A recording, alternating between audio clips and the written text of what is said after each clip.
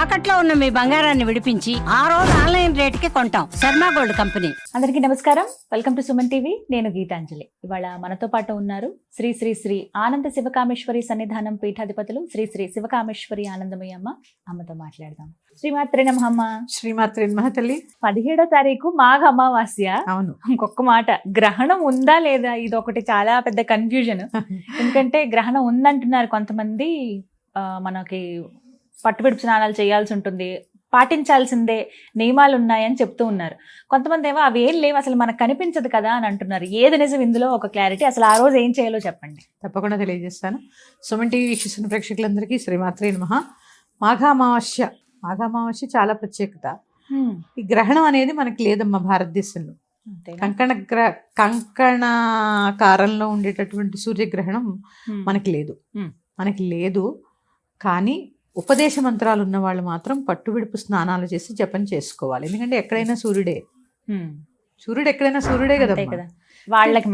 వాళ్ళకి మాత్రమే తప్ప మనకి మామూలు వాళ్ళకి ఎటువంటి నియమాలు లేవు. గర్భిణులకి ఎటువంటి నియమాలు లేవు. దేవాలయాలకు కూడా ఎటువంటి నియమాలు లేవు. మన సన్నిధానంలో కూడా ఆ రోజు గుడి తెరిచే ఉంటుంది. ఎటువంటి నియమాలు లేవు. కాకపోతే మాకు ఉపదేశ మంత్రాలు ఉంటాయి కాబట్టి ఆ గ్రహణ కాలం అంతా కూడా మేము పట్టు స్నానం చేసి మళ్ళీ జపం చేసుకుని విడుపు స్నానం చేసి ఆ జపాలు మాత్రం చేసుకుంటాం. ఎందుకంటే గ్రహణ సమయాన్ని వినియోగించుకోవాలి కాబట్టి. అవి తప్ప ప్రత్యేకించి నియమాలు ఏమీ లేవు. భయపడద్దు ఎవరు. ఇక మాఘ అమావాస్య చాలా ప్రత్యేకతమ్మా. మాఘ స్నానాలు, కార్తీక స్నానాలు చాలా ప్రత్యేకం. స్నానాలు చాలా ప్రత్యేకం. కార్తీక మాసం లాగే మాఘ మాసాలు కూడా స్నానాలు చాలా ప్రత్యేకం. మాఘ స్నానాలు ప్రత్యేకించి నదీ స్నానం ఇంకా ప్రత్యేకం. అంటే మరి ఆ రోజు చివరి రోజు కదా, ఆ రోజు అయినా చేయొచ్చు అంటే అవకాశం ఉంటే మాత్రం తప్పకుండా చేయండి అమ్మా. లేని వాళ్ళు చక్కగా బకెట్ నీళ్ళల్లో ఇన్ని ఆవు పాలు చుక్కలు వేసుకుని సంపాదించిన దేశవాళీ ఆవు పాలు ప్యాకెట్ కాదు, ఆ జెర్సీ ఆవు కాదు. చాలా మంది మేము ఆవుకి ఏదైనా పెట్టండి అని చెప్పామనుకోండి, ఇంటి ముందుకు వస్తుందండి తినిపించొచ్చా అంటారు. ఇంటి ముందుకు వస్తున్న ఆవుల్లో జెర్సీ ఆవులు ఉంటున్నాయి తప్ప దేశవాళీ ఆవులు ఉండడం లేదు. ఇది గమనించుకోండి. ఎలా ఉంటుంది ఏంటి ఒకసారి మీ గూగుల్ అడిగితే అన్ని చెప్తుంది. ఆ జెర్సీ తినిపించినా మీరు ఫలితం ఏమి ఉండదమ్మా. ఒక జీవికి అన్నం పెట్టండి కాదనట్లే గాని ఆవు మాత్రం ఆవు కాదు. ఆ పాలు కాదు. అభిషేకానికి కాదు కదా, దేనికి పనికిరావు. నిజంగా చెప్పాలంటే తాగడానికి కూడా పనికిరావు. అంత దోషం ఆ జెర్సీ ఆవు. తర్వాత మాట్లాడుకుందాం దాని గురించి. చక్కగా దేశవాళీ ఆవు పాలు ఇన్ని సంపాదించుకుని ఇలాగా అన్ని పాలు నీళ్ళల్లో వేసుకుని స్నానం చేస్తే గంగా స్నానం చేసినటువంటి ఫలితం వస్తుంది. ఎప్పుడూ కాదమ్మా, ఎప్పుడైనా సరే ఈ ప్రత్యేకమైన రోజుల్లో మనకి నదులు దగ్గరగా లేవనుకోండి, ఇన్ని ఆవు పాలు చుక్కలు వేసుకుని. ఎందుకంటే ఇక్కడ పూజా సామాన్ స్టోర్స్ లోకి వెళ్ళి గంగా వాటర్ డబ్బా కొనుక్కున్నది నిజంగా గంగా వాటర్ తెలియదు, ట్యాప్ వాటర్ తెలియదు. ఎందుకంటే అన్ని కల్తీ కదమ్మా. ఈ కల్తీ అలాంటి సంకోచం ఏమన్నా ఉంటే మాత్రం ఇన్ని ఆవు పాలు వేసుకుని స్నానం చేస్తే గంగా స్నానం చేసినటువంటి ఫలితం కలుగుతుంది. ఖచ్చితంగా చేయండి. కార్తీక స్నానము, మాఘ స్నానము చాలా ప్రత్యేకత. సూర్యోదయా పూర్వమే చెయ్యాలి, 11ంటికి కాదు. కరెక్ట్ గా. ఎందుకంటే ఎండాకాలం వచ్చేసిందమ్మా, తొందరగానే తెల్లారిపోతుందిగా.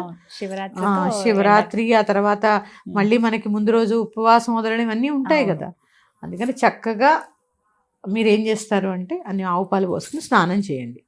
తర్వాత గ్రహణం ఉందా లేదా పక్కకు పెడితే ఈ పితృదోషాలు కొన్ని వేల రూపాయలు ఖర్చు పెడుతున్నారు.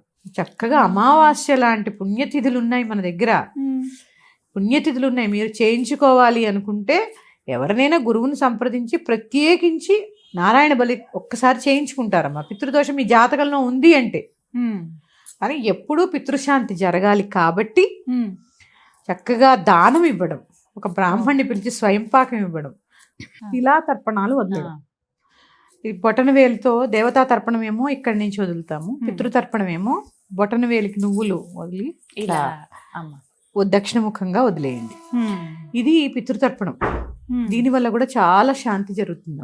అమావాస్యకి ఇలా చేసుకోవచ్చు. పితృశాంతి జరుగుతుంది. పితృదోషం ఉన్న వాళ్ళే కాదు, ప్రతి ఒక్కళ్ళు తల్లిదండ్రులకి రుణపడే, ఆ యొక్క పితృలకి రుణపడే ఉంటాం, మాతాపితృలకి. అందుకని ఆ తర్పణం వదలడం వల్ల కూడా పితృశాంతి జరుగుతుంది. పితృదోషాలు నివారణ కాబడతాయి. అందుకని ప్రత్యేకించి మాఘ స్నానం మీకు అవకాశం ఉంటే నది లేదా సముద్ర స్నానం చేయండి. లేని పక్షంలో బలవంతంగా అక్కడికి వెళ్ళిపోయి పరిగెట్టి చేయాల్సిన పనేం లేదు. చక్కగా ఆవు పాలు చుక్క వేసుకుని చక్కగా స్నానం చేసి స్వయం పాక దానం బ్రాహ్మణుడికి ఇవ్వడం, తర్వాత చక్కగా ఈ తర్పణం వదులుకోవడం, తర్వాత ఆ సూర్య భగవానుడికి నమస్కరించుకోండి చాలు. ఇది దీనివల్ల మీకు తెలియదు చాలా చిన్న క్రియలు ఇవి ఎన్నో మార్పులు తీసుకొస్తుంది జీవితంలో. అమావాస్య చాలా మంది ఏమనుకుంటారమ్మా అమావాస్య తిథి చాలా చెడ్డదంటారు. ఆడవాళ్ళు చేయొచ్చమ్మా ఇట్లాగా అంటే తర్పణం వదలమని నేను చెప్పను, కానీ స్వయంపాకం ఇచ్చుకోవచ్చు. బ్రాహ్మణులకి చక్కగా స్వయంపాకం ఇచ్చుకోవచ్చు. దానివల్ల పుణ్యమే తప్ప పాపమే పేరు చెప్పి ఏదైనా మగవారిని తర్పణం వదులుకోమనండి, మగవారిని పిత్త తర్పణం వదులుకోమనండి. ఇక దీంట్లో చాలా రకాలైనటువంటి అనుమానాలు ఉంటాయి. మీ పెద్దలు ఎలా చెప్తే అలా చేయండి. ఇది మాఘ అమావాస్య యొక్క ప్రత్యేకత. మనకి గ్రహణము లేదు, గర్భిణీలకు కానీ దేవాలయాలకు కానీ ఇంట్లో కానీ ఆహారానికి కానీ ఎటువంటి నియమాలు లేవు.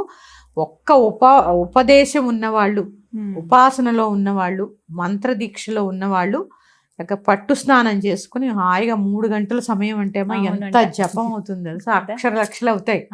హాయిగా కూర్చుని తపస్సు చేసుకోండి, జపం చేసుకోండి, స్తోత్రం చదువుకోండి, రెట్టింపు ఫలితం వస్తుంది. ఇది మాత్రం చెయ్యండి.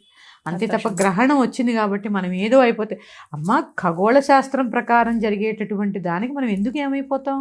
సరే ఆ నక్షత్రంలో పడుతుంది, నక్షత్ర వేధలు ఉంటాయి, దానికి ఏవో శాంతులు ఉంటాయి, అంతే తప్ప ప్రపంచం తల్లకిందులు అయిపోయి మనం ఏమి చచ్చిపోయి మళ్ళీ పుట్టాం. అందుకని అంత భయపడవలసిన పని అయితే ఏమీ లేదు. చక్కగా చెప్పారమ్మా, ధన్యవాదాలు. శ్రీమాత్రే నమః.